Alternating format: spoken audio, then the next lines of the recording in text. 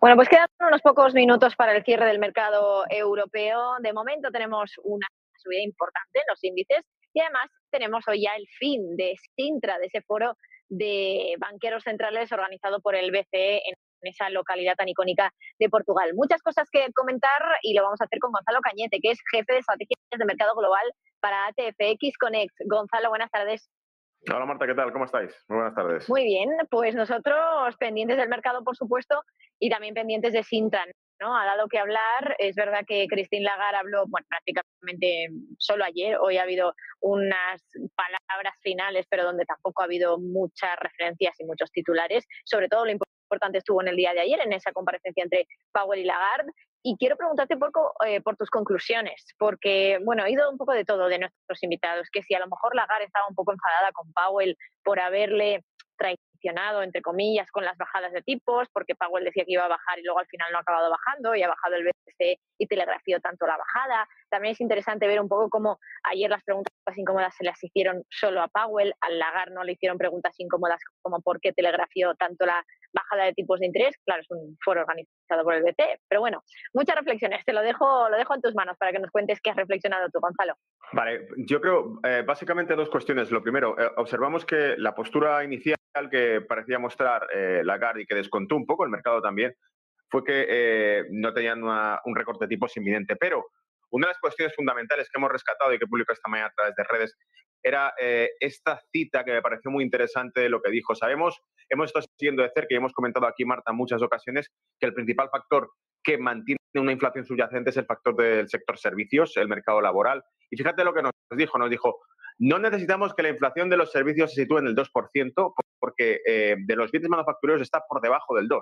Por eso, lo que yo citaba aquí un poco de broma era las gallinas que entran por las que salen. Es decir, parece que el hecho de que exista una inflación persistente en el sector servicios, que sigue afectando al día a día y al consumo de la economía europea y también la de Estados Unidos, en este caso, Christine Lagarde lo que parecía decir, bueno, se compensa, ¿no? Porque el de bienes ya no está creciendo tanto. Y como recordatorio para la audiencia, es inflación acumulativa. Es decir, no tenemos que considerar que si la inflación crece tan solo un 2,6%, un 2,8% de media en la zona euro, significa que ya no hay inflación. Significa que toda la que ha habido previa durante los últimos años nos la hemos comido con patatas.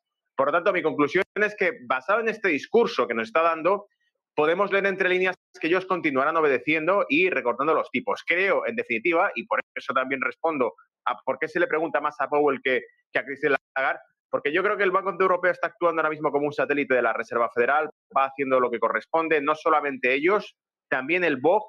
Hemos dicho en alguna ocasión que están funcionando como amortiguadores del dólar y que, por lo tanto, su abaratamiento o encarecimiento, ese tipo de moneda, la política monetaria que llevan, la hacen un poco sincronizada con los intereses que tiene realmente, en este caso, la economía estadounidense y la Reserva Federal.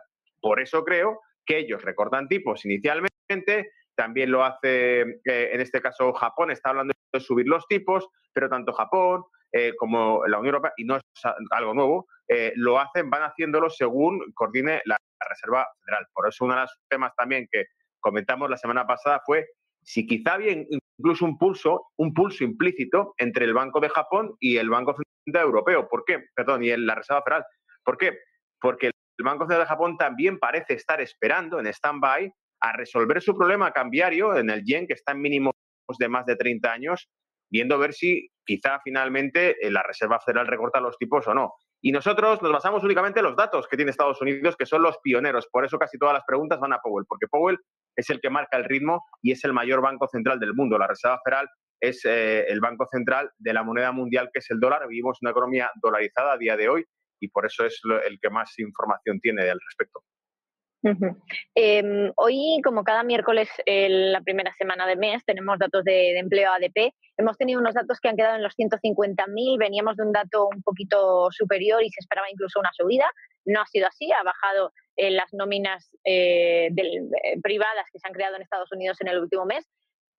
¿Qué te ha parecido el dato? Además, también hoy hemos tenido la publicación de los datos de las nuevas peticiones de subsidio por desempleo, que han subido un poco, pero se están manteniendo bastante estables en las últimas semanas. Y bueno, es verdad que se han publicado hoy porque el jueves mañana es festivo allí en Estados Unidos, por eso los tenemos hoy. El viernes, de todas maneras, tendremos el dato importante. Y es verdad que a veces yo no sé qué, sentido empírico tiene esto que voy a decir, pero es verdad que a veces el dato de ADP queda justo al revés que el dato de empleo oficial. A veces el dato de ADP nos sorprende para mal y luego el dato de ADP, oficial nos sorprende para bien. Es al revés, es lo contrario. Totalmente, totalmente, sí, sí. Como cuando también vemos, por ejemplo, que es el primer de cada mes nos sacan unas non-farm payroll que a lo mejor salen mejores de lo esperado, muy fuertes, y de repente repunta la tasa de paro. Es decir, parece que trata de compensar esa data. Pero lo que sí observo y lo que me ha parecido interesante es destacar, primero, salen un poquito más suaves, más flojas de lo esperado. Es insignificante, pero aquí lo que importa es, por decirlo así, la anécdota. ¿Cómo acaba escrito esto a día de hoy? ¿Cómo se cierra el día? Bueno, salen más débiles de lo esperado, igual que sea un poco más. Probablemente desde el punto de vista numérico es insignificante, pero ya nos marca que las expectativas no se cumplen y que además se debilita con respecto a las expectativas.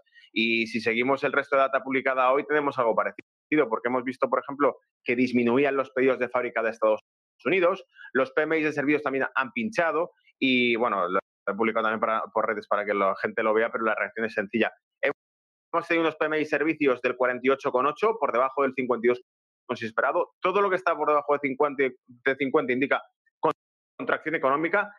Paradójicamente, además, los que en peor estaban durante meses han sido los europeos, y los europeos más o menos han conseguido ajustar, los servicios europeos han conseguido mantenerse.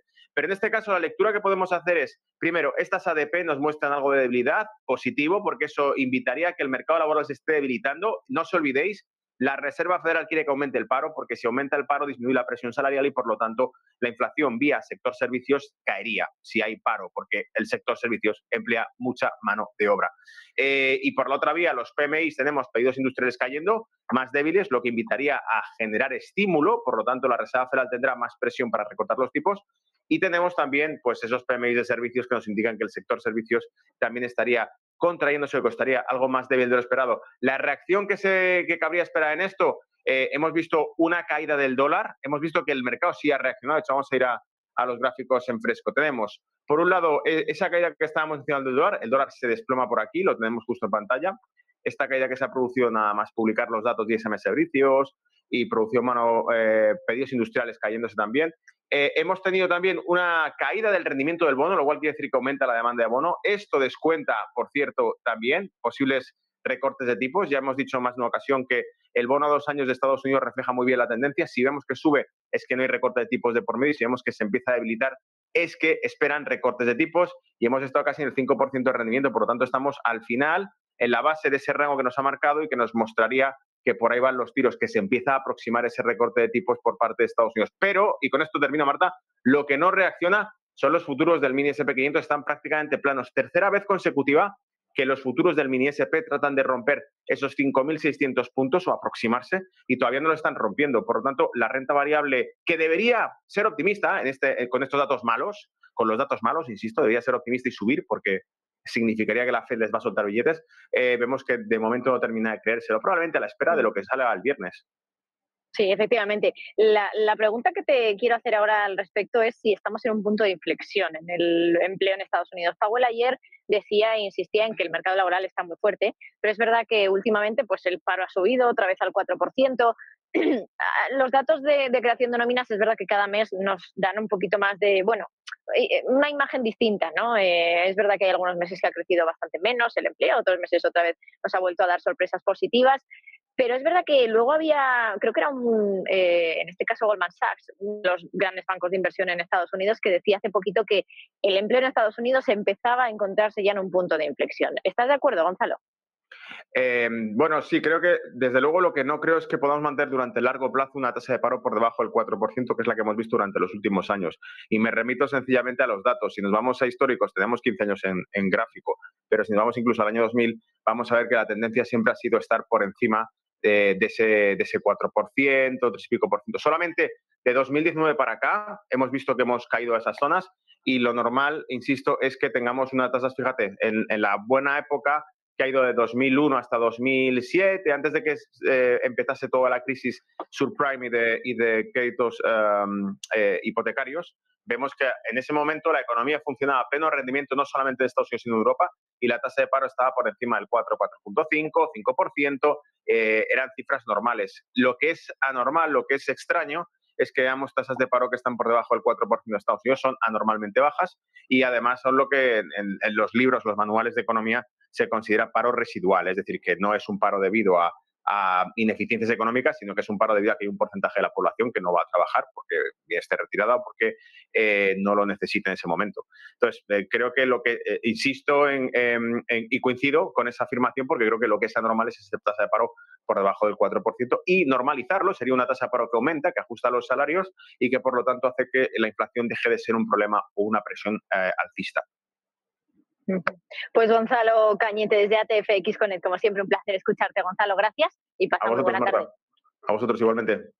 Bueno, nosotros analizamos rápidamente ese cierre del mercado europeo.